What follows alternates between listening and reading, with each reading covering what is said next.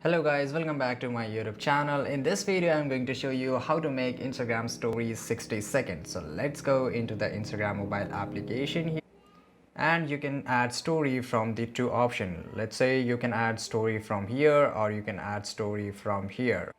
So guys, I will add story from here. Just click on here and just allow all the access, and from this example this video is 4 minutes long, so I will just show you through this video and all your doubts will be cleared. Okay, so in the last update you could be see that the video gets split into 15 seconds, but in the new update right now there's no such option. Your 60-second long video will be get uploaded. So just select the video and just click on the your story, which is on bottom left side corner, and after that your story will be get uploaded.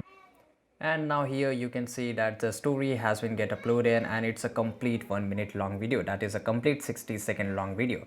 So I hope you found this video really useful. Make sure to like this video, subscribe channel. See you guys in the next video.